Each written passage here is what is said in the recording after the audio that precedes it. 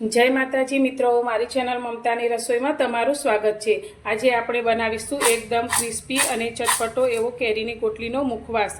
तो केरीनी गोटलीनी अंदर B12 खूब ज सारा प्रमाणमां होय छे। तो आ मुखवास खावामां खूब ज हेल्दी अने टेस्टी पण छे। तो आ मुखवास बनाववा माटे आपणे केरीनी गोटलीने नथी बाफवानी के नथी तड़के सूकववानी झंझट करवानी। इंस्टंट आपणे आ मुखवास तैयार करीशुं अने एकवार बनावी अने आखा वर्ष सुधी आ तमे मुखवासने साचवी शको छो। तो चलो आपणे आजनी आ रेसिपी बनाववानुं शरू करीए। अने फक्त एक ज कलाकमां बनी अने तैयार थाय छे तेवो इंस्टंट आपणे केरीनी गोटलीनो मुखवास बनावीशुं। तो तेना माटे अत्यारे मैं केरीनी गोटली लीधी छे। तो आ गोटली आपणे बहु सूकवेली नथी पण आजनी ज ताजी गोटली लीधी छे। तो हवे आ गोटलीमांथी आपणे मुखवास तैयार करीशुं जे आखुं वर्ष आपणे साचवी शकीशुं। अत्यारे आपणे केरीनी गोटलीनो जे मुखवास बनावीए छे ते इंस्टंट बनावीए छे। तो तेना माटे आपणे गोटलीने शेकवानी छे। तो शेकवा माटे अत्यारे आपणे गैस उपर शेकीशुं। तो अत्यारे मैं आ रीते एक चाळणी लीधी छे जे आपणे एमनेम पड़ी रहेली चाळणी होय जेनो उपयोग ना करता होय तेवी मैं चाळणी लीधी छे। तेने आपणे आ रीते गैस पर राखी लईशुं अने जे गोटली लीधी छे ते बधी ज आपणे आ रीते गोठवी लईशुं।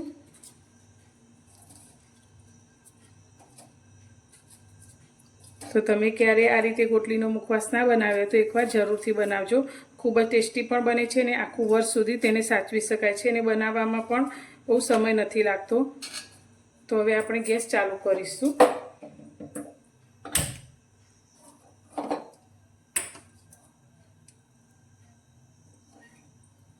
हवे मीडियम गैसनी फ्लेम पर आपणे आ गोटलीने सारी रीते शेकीशुं।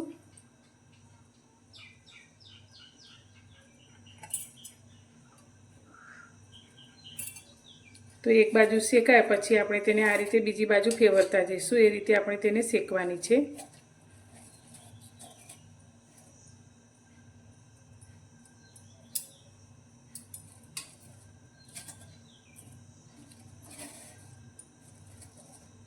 तो तमे जोई शको छो एकदम सरस एवी गोटली आपणी शेकाई जाय छे।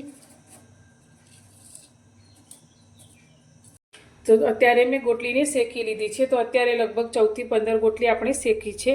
तो तमे जोई शको छो आ रीते उपरथी एकदम काળી थई जाय ते रीते आपणे तेने शेकवानी छे। तो आ गोटलीने गैस पर शेकाता पण बहु वधारे समय नथी लागतो। तो हवे आपणे आ गोटलीने थोड़ी ठंडी थवा दईशुं अने पछी ज आपणे तेने तोड़ीशुं।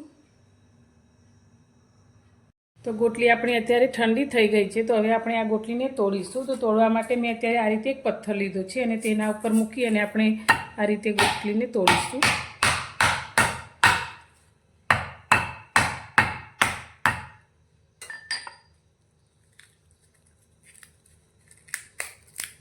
तो एकदम सरस एवी अंदरथी गोटली अपनी शेकाई गई है। तो बाफवानी झंझट वगर शेक के तड़के सूकववानी झंझट वगर तमे शेकी अने आ रीते गोटली तैयार करी शको छो। तो उपरथी आ रीते तेना फोतरानो भागमां आपणे काढी लईशुं अने एकदम सरस एवी गोटली आपणे काढीशुं। आ ज रीते आपणे बधी ज गोटलीने पाकी लईशुं।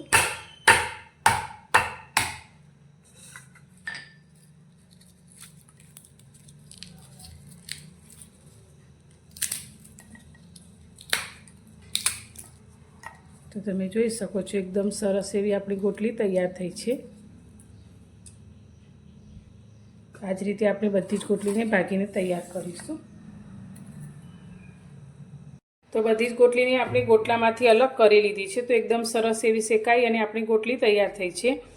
तो हवे आपणे आनी स्लाइस करीशुं। तो तेना माटे अत्यारे मैं आ रीते स्लाइसर लीधुं छे। तो हवे आपणे आ गोटलीनी स्लाइस करीशुं। तो एकदम सरस एवी स्लाइस अपनी तैयार थशे। तो गोटलाने आपणे सारी रीते शेकवाना छे ज्यां सुधी गोटली शेकावानी अंदरथी सुगंध न आवे अने उपरथी एकदम काळा ना थई जाय त्यां सुधी तेने शेकीने तैयार करवाना छे। तो आ रीते तमे शेकी अने मुखवासने 1 वर्ष सुधी साचवी शको छो। तो तमे जोई शको छो आ रीते एकदम सरस एवी स्लाइस अपनी तैयार थाय छे। तो आ ज रीते बधी स्लाइस आपणे तैयार करी लईशुं। तो बधी ज गोटलीनी आपणे आ रीते एकदम सरस एवी स्लाइस करी लीधी छे। तो हवे आपणे आने बहु तड़के वधारे सूकववानी झंझट करवानी नथी पण थोड़ी क्रिस्पी थाय तेना माटे अत्यारे आपणे 30 मिनिट जेवुं तेने पंखानी हवानी नीचे सूकवीशुं। तो गोटलीने सूकवा माटे मैं आ रीते एक पेपर लई लीधुं छे। तो गोटलीने हवे आपणे तेनी उपर सूकवीशुं। तो आ रीते सूकववाथी थोड़ी ते क्रिस्पी थई जशे। तमारे જો તડકામાં સૂકવવી હોય તો 10 થી 15 મિનિટ તમે તડકાની અંદર પણ સૂકવી શકો છો, પણ પંખા નીચે પણ એકદમ સરસ એવી 30 મિનિટમાં તે ક્રિસ્પી થઈ જશે. તો આ રીતે ખુલ્લી આપણે તેને રાખીશું.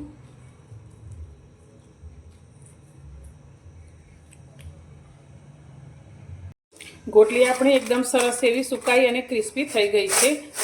તો આ ગોટલીને મેં પંખાની હવાની નીચે 30 મિનિટ જેવી રાખી અને 10 મિનિટ જેવી એકદમ સરસ તડકો આવતો હતો ત્યાં રાખી, તો એકદમ સરસ એવી ક્રિસ્પી થઈ ગઈ છે.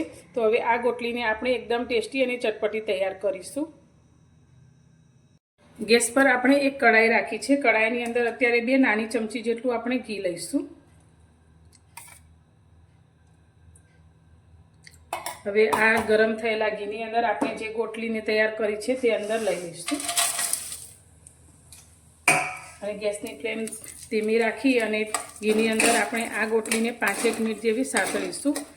તો આ રીતે ઘીમાં સાતળવાથી તેનો ટેસ્ટ ખૂબ જ સરસ આવે છે અને 1 વર્ષ સુધી આ ગોટલી જરા પણ ખરાબ નથી થતી.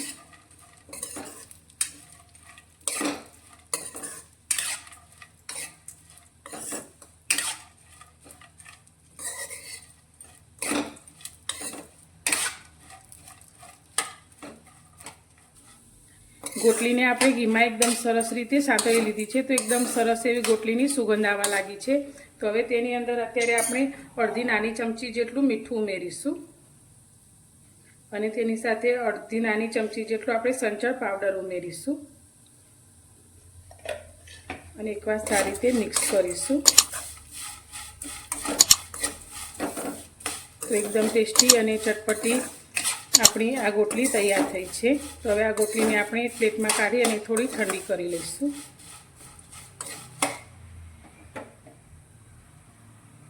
તો મિત્રો તૈયાર છે આપણો ઇન્સ્ટન્ટ અને ચટપટો એવો કેરીની ગોટલીનો મુખવાસ. તો આને તમે એરટાઇટ કાચની બરણીમાં ભરી અને 1 વર્ષ સુધી સાચવી શકો છો. તો બિલકુલ ખરાબ નથી થતો અને એટલો ટેસ્ટી કે તમે વારંવાર ક્યારેય ગોટલાને ફેંક્યા વગર આ રીતે ગોટલીનો મુખવાસ બનાવશો. તો તમને મારી આજની આ મુખવાસ બનાવવાની રીત કેવી લાગી? જો પસંદ આવી હોય તો વિડીયોને લાઇક કરજો, શેર કરજો અને મારી ચેનલ પર નવા છો તો ચેનલને સબસ્ક્રાઈબ કરવાનું બિલકુલ ભૂલતા નહીં. તો ફરી મળીશું એક નવી જ રેસીપી સાથે નવા વિડીયોમાં.